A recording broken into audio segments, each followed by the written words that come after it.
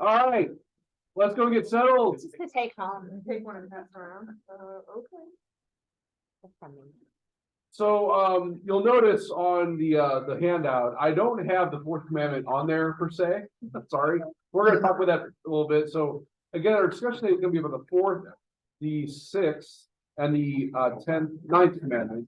So the fourth, these are kind of related in many ways, right? So all of these really focus on our relationship with one another, as we talked about last week too. They're also about dignity. So focusing primarily on what we call sexual ethics, and we learn that primarily from our parents, hopefully, right?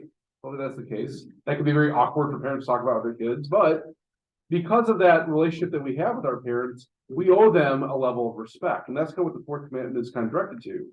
Now, of course, when we're young, that really looks like obedience, right? Because, and the reason why is because ideally, our parents know better than we what's best for us. I would hope. Now, there may be circumstances where that wouldn't be the case. And in those circumstances, let's say that it's an abusive parent or there's something else going on. Yeah, you don't necessarily owe obedience in those circumstances because they don't have your best interests at heart. And unfortunately, it happens in our world, right? But we still owe respect to those who show us God's love and actually can guide us in those ways. So also the fourth commandment is not just focused on the parents, it's focused actually on all people who have good authority. Now, what do we mean by good authority? What do we think? Not bad. Great, thank you. So in other words, authority is always in line with service towards others and truth, right? And that way it's an act of charity. So even we have leaders, let's say we have rulers or presidents or legislators who are not doing things in the best interests of the people they serve. Do we owe them obedience?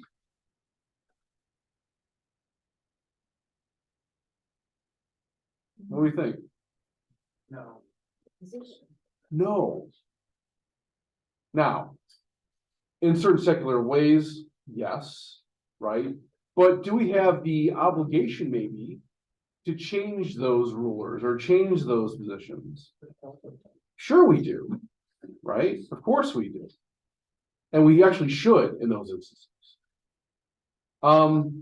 That even goes for church authority, right? If a bishop doesn't have the best interest of heart for the people he's serving, do we owe them obedience?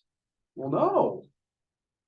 Right? And we should do what we can to help that bishop to get in line with the order, the end that he's been called to do, or priest, or deacon, or any leader of the church.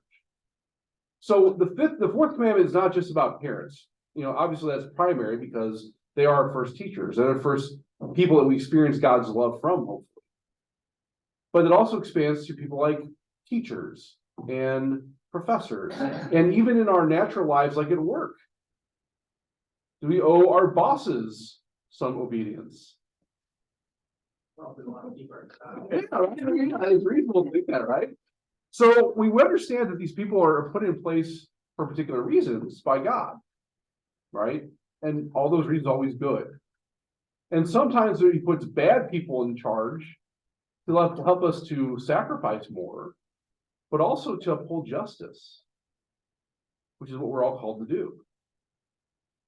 So even elders in that respect require some obedience. Now as we change with as become adults, that relationship with our parents also changes too, right? So in other words, it'd be really weird if at 30 years old, your parents come to your house and say, you really should go up and clean your room, and you go do it, right? I mean, it'd be good to consider, but are you bound to do that in that circumstance? I mean, your parents don't have a way of making you feel like a 9-year-old boy. Of course they do. Of course they do. But still, Russ, in that instance, though, if my parents came over to the rectory and said, boy, you really need to clean your room, and you should go do that. Do I have to in that instance? Out of obedience to my parents?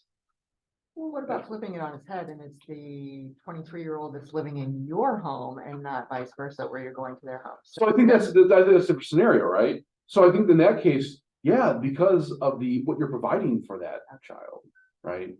In some ways, for a 23-year-old, you may still know more than they do, right? Hopefully. And you probably still have their business at heart, even if they don't understand that. I think it's interesting, there's been scientific studies done that the human brain doesn't develop until 26, right? Fully. And so now I think for women it's a little younger, but that's interesting that, we have these 21, maybe 20, maybe some graduates from college that come live back at home and I'm adults. And in the eyes of the law, yes, you are. But because you're living in my home, you still owe me certain obedience. Now, there may be limitations to that though, too, right? But the circumstances do matter in that respect. So in other words, the relationship maybe changes with our parents from one of obedience to one of like a peer. And there may be a certain time of frustration, maybe around the age of 18, to the age of maybe 21 or so. Well, it was a great line, I think, by Mark Twain said, I left my home at 18 thinking my father was the stupidest man alive. I returned when I was 21. I was amazed how much you learned in 3 years. But I think we all went through that some time in our relationship with our parents, and it becomes one of like a peer, and we should take their opinion, maybe their advice into consideration. And that's how we honor them, by doing that. Maybe not rejecting it flat out, but okay, let me go consider that. Maybe we don't do it, and that's okay. But the fact we consider it shows we're honoring the advice we have from our elders, especially our parents. Does that make sense? But we still owe them prayers if we. Of course. If we can't tolerate being with them. And to that point too, maybe this may be something, at the end of our parents' lives. What do we kind of owe them in that respect? That's a very interesting question, right? So our parents who take care of us in our, formative years, there's sort of a cycle of that their parents are to the point where they may need some help with taking care of themselves. And do we owe them that dignity? I think we do. Now, how do we do that? Well, that's an open question, right? There's many ways we can do that. But yeah, we do owe that to our parents as they grow older too. But you were talking about abusive parents, etc. We still need to honor them. I mean, so in that respect, yeah, right. So in that respect, at least we can say that we're given life by them. Right. And so for that reason alone, we can say that we do owe them some respect. But when we're talking about the level of obedience, right? So obedience is kind of a different virtue than honoring. And so I can still pray for my parents, and I can even still maybe be kind to them if they're being abusive to me. But I don't necessarily have to obey them if they give me a command that is counter to my good. I don't just mean like clean your room and do your chores and all that kind of stuff, or give me the belt. It's, why don't you go jump off a bridge or something that could be harmful to us, right? Those are the things we always have to understand the circumstances that we're in. And for a child, that's very difficult. Which is why sometimes adults have to step in and provide that shelter for them. Good. Your thoughts, questions, comments on the fourth commandment? Just a thought and a question. Yeah. Say for example, there's maybe the adult is like in their 20s, like late 20s, and their parents are much older. Do they still have an authority over their child's happiness or their decisions? Do the child still have to obey? Yeah, I think it depends on the circumstance of the child. So for instance, let's say the child has some mental diminishment, right? Or in some capacity where they don't have their full faculties. Yes, I would say of course. But if we're talking about a mature, a developed adult, yeah, of course the parents, I think, want happiness for their children, and they're going to probably try to provide opportunities for those children to receive that. But it's still up to the adult to make that determination for them, right? In other words, the parents did their job, hopefully, and they would instill virtue and certain values in their child that they would still hold. But there's certain things, like more practically speaking, like, okay, maybe your dad may tell you, you really should change your oil every 3 months and every 30,000 miles. Well, okay, but I know my car that actually can get around with going maybe a little bit longer than that, right? So, okay, thank you, Dad. I know in general that's great advice, but for this particular car, it works a different way. And so would we be dishonoring our dad if I said, well, I'm not gonna do that? Well, no, you wouldn't be. Right? Because maybe you have some knowledge in that respect that your dad doesn't know. So yeah, we always gotta be very, but I mean, it's for bigger life issues, like, maybe how to raise your child. Or maybe certain things that your dad may have expertise in, it would be wise and prudent to listen to him. And take his advice in that respect. I think it's interesting that the Bible says to honor your father and mother and your days will be long on the Mhm. earth. So it implies a really lot of wisdom. Yeah, well, yeah, I mean, we would imagine that our parents would have a lot of wisdom more than we would. Because they've just lived longer, they experienced more. That makes sense. And this is in general, I mean, in general, we would assume that, yeah. So. Good.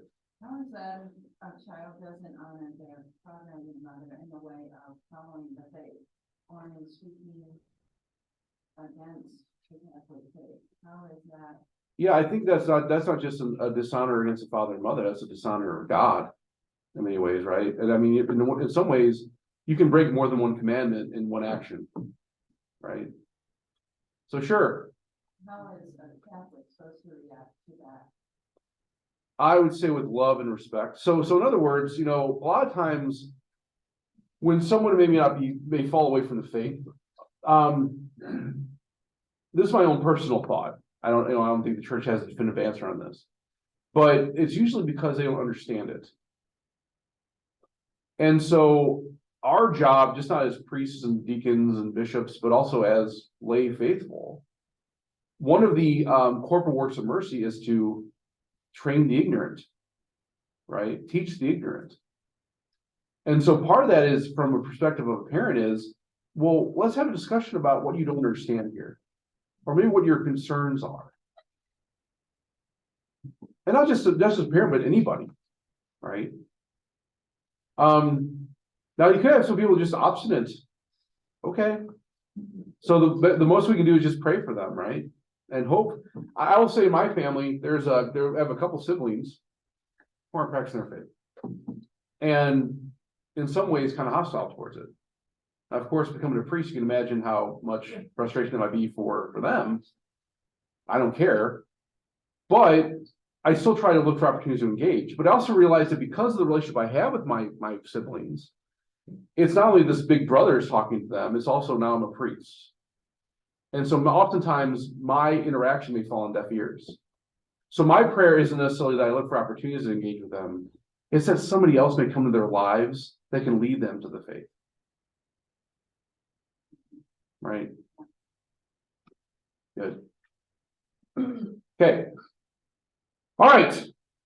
The 6th and the 9th commandments, Catholic sexual ethics, also known as maybe the hip issues of the church, maybe, right? Pelvic issues of the church. All right. So what is the goal and purpose of it? Obviously, the church looks at sex as a good, and our sexuality is a gift, right? That the fact that we are giving these organs to express our love for one another is a good thing. But God also ordains them in proper context to actually show that love and that expression. And it's really the fruit, the very heart of the 6th and 9th commandments is that these marital actions, let's call them, right, where we engage with another person for a particular purpose, should be done in a particular context, meaning a covenantal bond that's ordained by God and with the purpose of unifying the couple and bringing about new life. Now, part of that is not just the responsibilities and rights of the two people coming together in the bond of marriage, it's also the rights the child has in those respects. What the church sees that every child has the right to be born into a loving, committed, familial relationship. That has nothing to do with the parents at all. That's just the rights of the child. And so any action outside of those contexts would be considered illicit. I'll go into more detail about that, maybe too much detail, we'll have to see. So the sole purpose of it is to focus on the dignity of the human person. not only of the child, but also the people involved in the creation of that child, right? This kind of comes from our understanding of Genesis. So in the book of Genesis, God made Adam and Eve, and he kind of, what's interesting is the second chapter of Genesis, the first chapter of Genesis, we have like the 10,000 foot view. He made the light, and he made the stars and the planets and everything else, and then the waters and the land and the plants and the fish and all the things. Then finally comes to humanity and makes human beings. Chapter 2 of Genesis kind of goes into more detail of how God did that, right? And God does this in a very particular way. He does it in a very human way. And so what he does is he goes to Adam and says, okay, Adam, I made all these animals, you're gonna have to name them. You name them all. It's up to you. Now, naming shows dominion, right, over something. So when a parent like names their child, that shows I'm taking ownership of this child. As a steward in many ways of God, but this is my child, right? That's what the naming means. So by Adam naming all the animals, he's showing I'm taking authority over these things, responsibility of them. But also it has another purpose. It actually helps Adam to understand that he's alone. That all these other animals, they have others, right? There's a male and a female, and they're all together, and they come together, whatever else, right? But I am Adam now alone. And so God then recognized that, and Adam says, okay, I'm gonna put you to sleep, take out your bone, make another one for you. Right? What it kind of shows is kind of our human nature. That we're not giving the preternatural gifts that Adam and Eve had, right? And the preternatural gifts were the gifts that were given before the fall. Immortality, pleasure, harmony, right? These things that were there in Adam and Eve before they took a bite of the tree. And along with that comes original justice, right? That we owe something to each other in the fact that we're made in the image and likeness of God, right? And one of those things is our gift for sexuality. Now, it's often an interesting point that many theologians make. How would God have brought about new people if Adam and Eve didn't commit the first sins? It's an interesting question, and it's an open question. Some posit that he would have made them like he does the angels. There would be more spiritual beings that would come about and take on flesh as Adam and Eve did. Well, maybe. Others posit that really was always God's design, that the gift of sexuality would lead to procreation. But what's interesting, though, is it's not an act of lust. The lust came in after the fall. It was actually meant to be an act of love, right? And that's where things get kind of dicey. All this comes from the golden rule. Do unto others, we want them to do unto ourselves, right? We don't want to be objectified. We don't want to be used just for our parts, right? We want to be looked at as a human person, as a human being. And that kind of all goes together with this act of sexuality. All right, intimacy, chastity, and celibacy. Okay, what's the goal? Well, obviously the goal is still human dignity, right? To maintain that gift that we're given sexuality and use it for its proper end, its proper purpose. The purpose of sex is not just pleasure. It is pleasurable. If it weren't, nobody would do it, right? And God wants us to do it because he makes it pleasurable. But that's not the end goal in the actual act of sex. The end goal is to unify the two people in that action and to bring about something new. And that's not to say that every time someone engages in the act that someone new is going to come about. That's okay.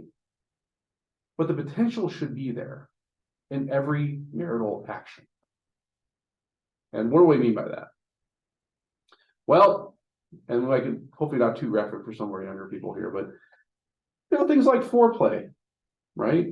Things like kind of, to get people in the mood. That's not wrong. The church doesn't look down upon that.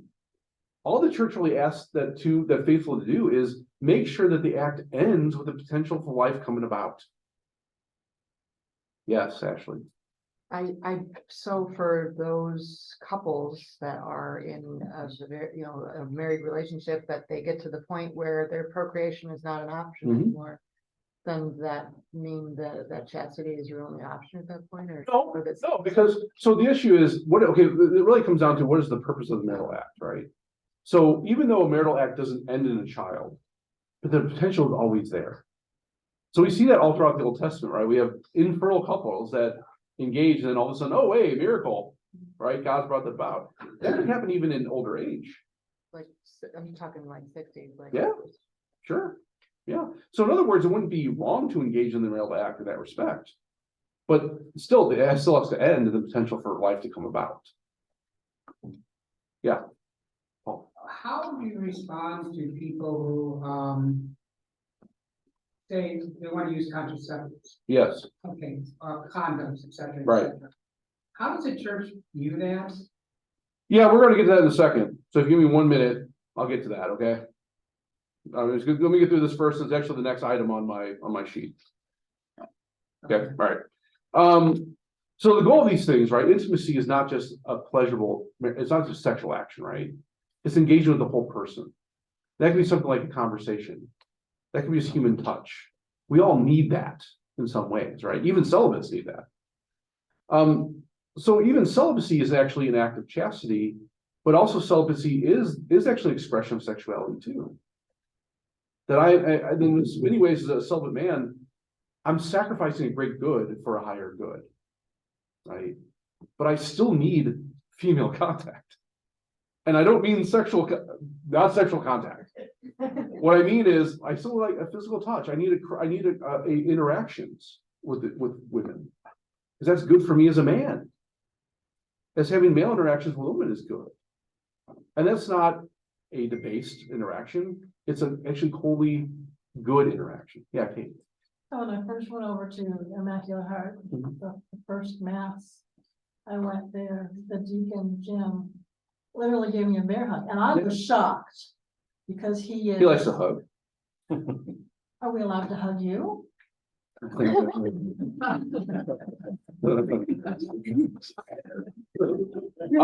Yes, yes, you are. As a matter of fact, when I was a deacon out in Wentzville, they like to hug out there too. And my approach is, people come hug, I'm not going to push them away.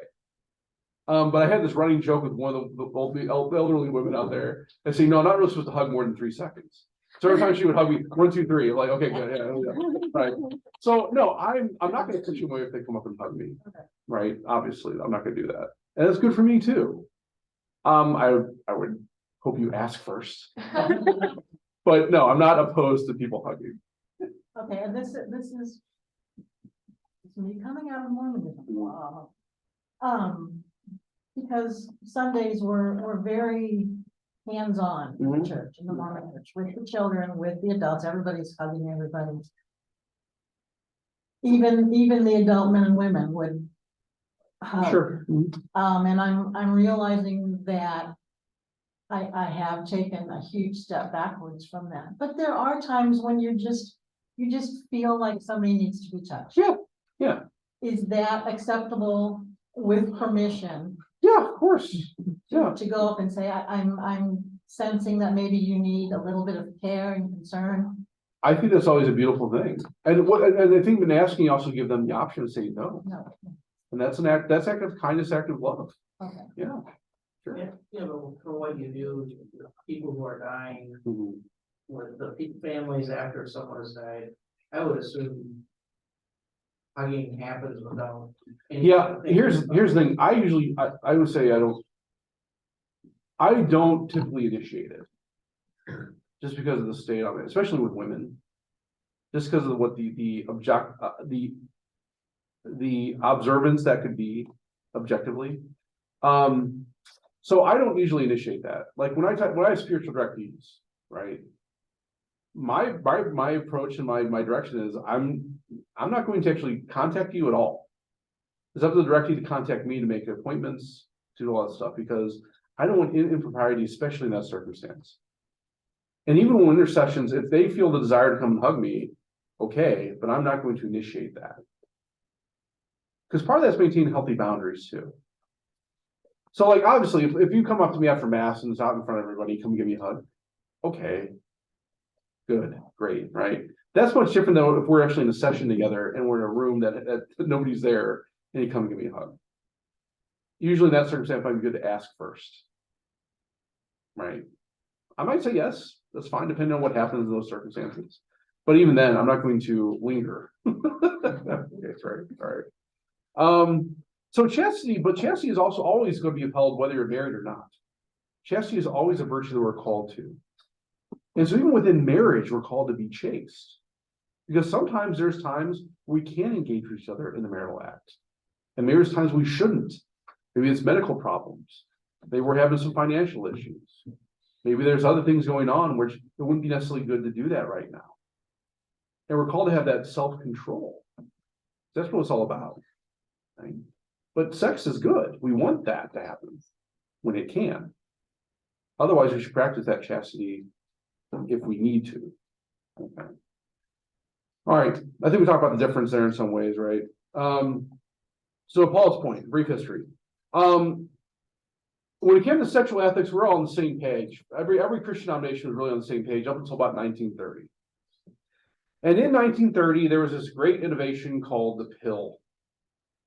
And so the question was raised, first off, by the Anglicans, what do we do with this? And the deeper question actually was, well, do we now in our existence in human history now have self-control, self-mastery of our own bodies? That was the main question.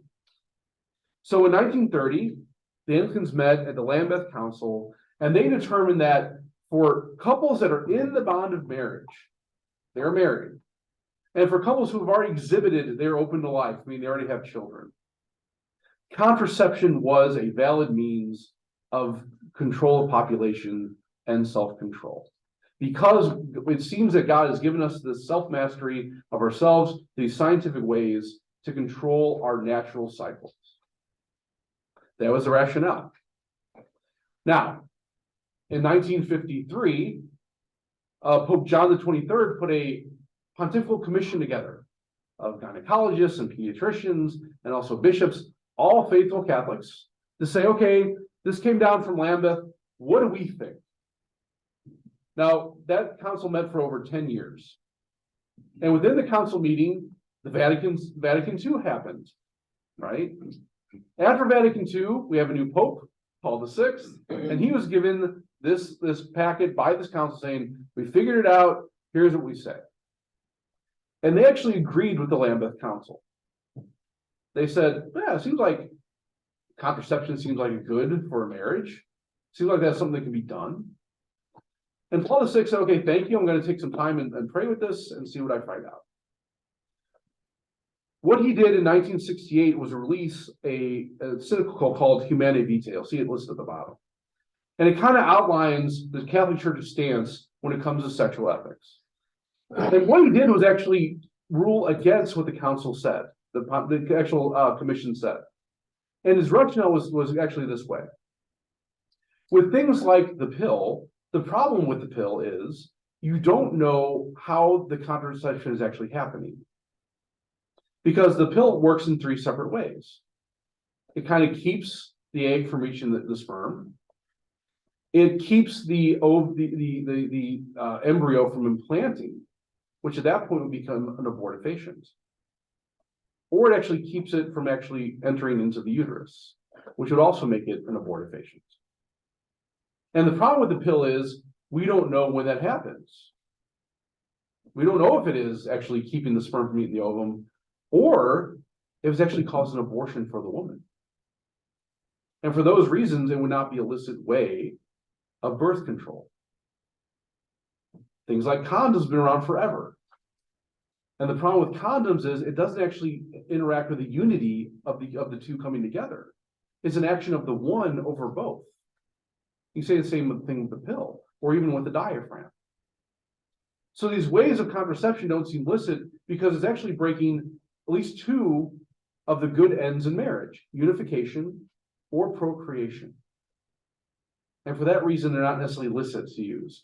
But there may be a way to use the woman's natural cycle to actually refrain from or to achieve pregnancy. And so what he started to foster was this thing called natural family planning.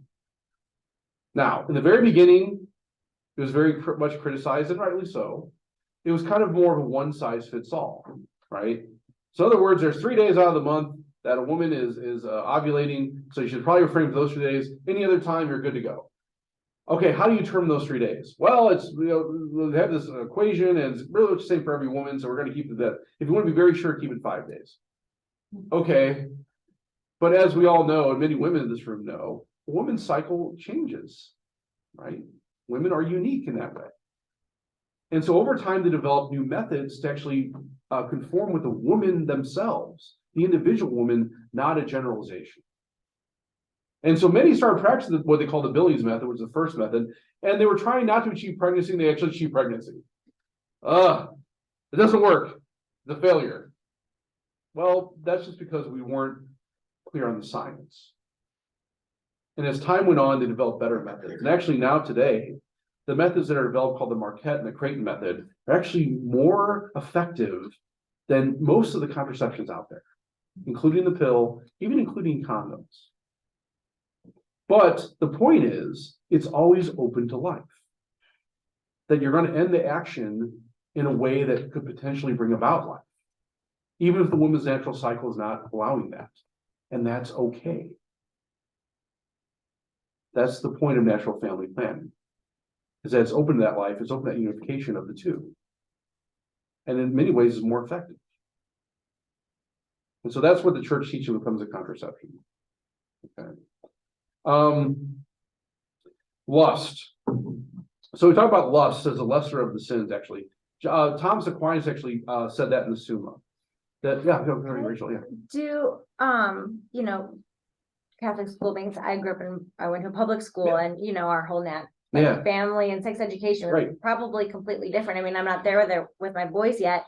But for the girls, is that something that they do teach? Cause like, I've never even heard of that. In high school, they teach, I think more through high school. I'm not sure if they teach it in the lower, where they teach you guys in, yeah. So I think they more approach that in high school. I mean, you could potentially probably teach it in the 7th. I think even Miss Slama talked about it in 8th grade with the students. So that's something so we look at chastity and natural family planning as those ways. And like those methods specifically, that's cool. As a matter of fact, for people come to me for marriage prep, you have to go through an NFP introductory course. I mean, Sam probably, are you guys going through that now? Or are you guys? We're like signed up for it. Yeah. So I advise, they have to take one of them, but I advise them to take the Creighton and Marquette model, because those are the ones more. Yeah, sure.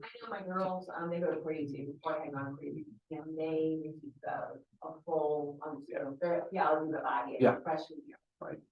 And we'll talk about that in a minute, theology of the body, right? So that's something we talk about with our kids. All right. Father Mark, I've got one quick question if you can hear me. Go ahead. Yeah, go ahead. Probably. So I've got a friend who him and his wife are having trouble conceiving, and so she actually went on the type of birth control, the little P, I forget exactly what it's called, but it prevents them from getting, like, at the exact, like, for the next like 6 months or whatever the period is, from getting pregnant, but the end result and goal is to eventually get pregnant. So is kind of what you're saying, like it's a medical thing to help her get better so that they can achieve that. So is that within like how the Catholic Church would kind of see it as okay, or is it just like? Yeah, so the circumstances really matter there. So in other words, there's this pill that makes them infertile for 6 months, you're saying? Is that what you're saying, Alex? Yes, it's an implant, but yes, it is. It's a form of birth control. So it can be. So what in those instances, we would probably tell the couple to refrain to maintain chastity until that time is up.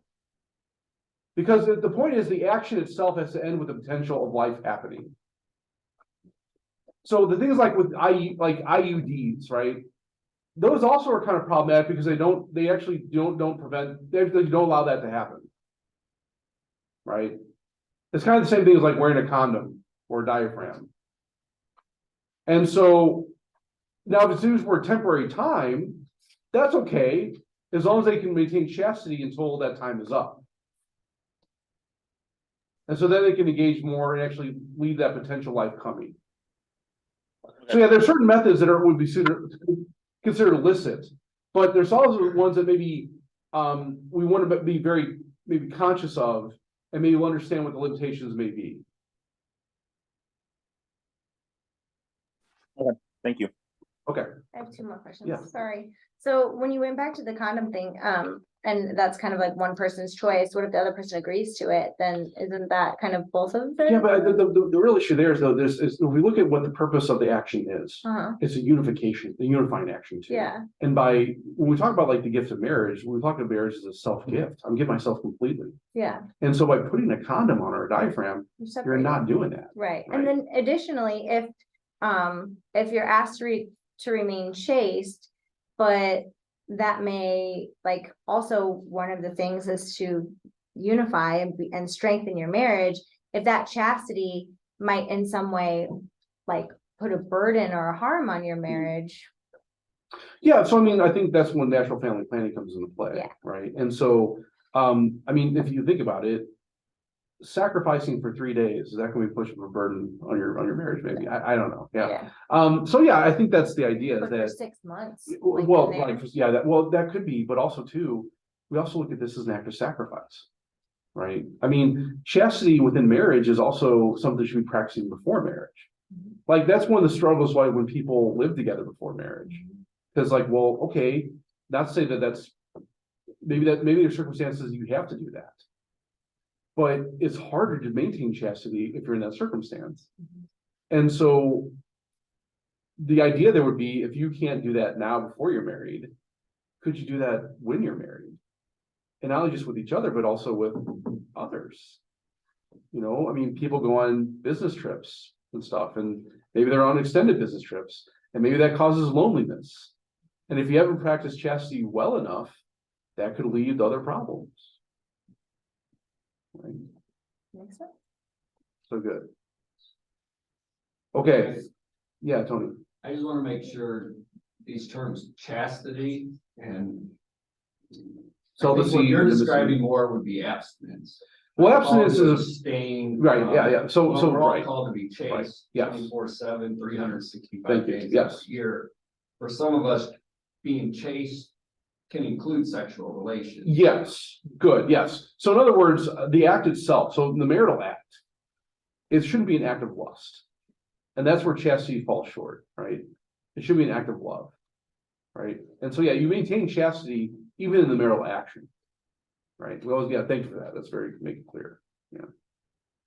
Okay, Thomas Aquinas talks about lust as being the lesser of all the sins.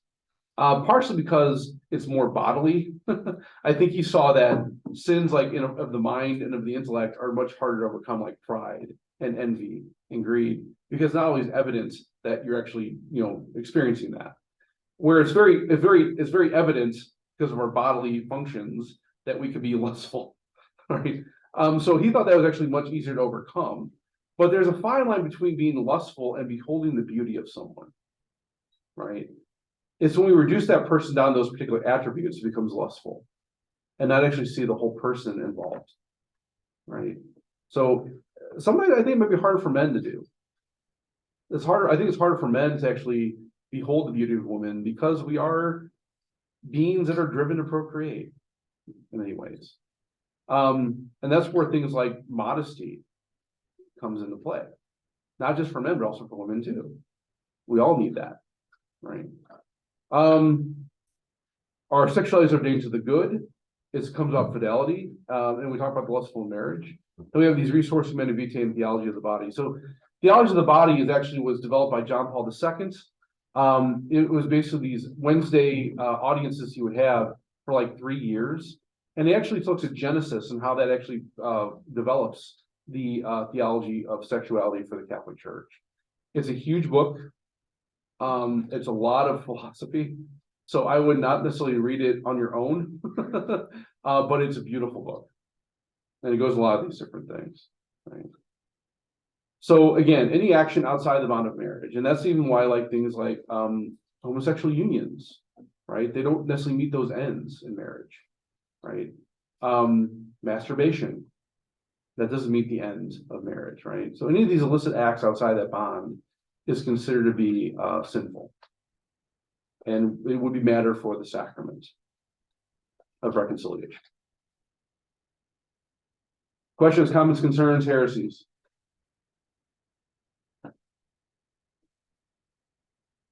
Okay, very briefly, we're gonna talk about what we're gonna do here now. So we're gonna go up to the 11 o'clock mass. We have pews reserved for each one of you. There is one pew reserved for each of you. Our catechumens, Ashley and Gina, we'd like you guys sit in the front pews for that, okay? We're gonna start in the back though, okay? We're gonna process in. Do they sit in the two? Yeah, I think it would be, that's fine, yeah. So we'll start from the back and process in. There's gonna be some rites we're gonna go through. So for instance, I'm gonna ask you, each of you, what is your name? You tell me your name. I'm gonna say, what do you ask of God's church? And you can say faith, and then what does faith offer you? Eternal life. I'll then have a quick prayer. We'll sign your foreheads, and then your sponsor will do the same. And then we'll come to a procession of the church. Okay, and you'll sit in the pews. So Ashley and Gina, you guys sit in the front pews. So you have 8 pews on the left, 8 pews on the right, in the center aisle. So you guys just fill in those pews as you come in. Then after the homily, you guys just stay in your pews. We have the intercessions, and then a brief prayer over you, and then you're safe for the rest of the mass. You're free to go after mass. Okay. Are there any questions about that? Yeah. Okay. When you ask us our name, we are in front of the congregation? No, we're gonna be in the back to start. This is all to start in the back. Yeah. Wait, we say faithful and So, eternal wait. life? With faith and eternal life, yes, that's it. Yeah. And I'll be there to prompt you if you need me. Don't worry about that. Okay. All right, guys. We'll see you over in church. Thanks, Alex. Alex, how you feeling? Oh, you up? Okay.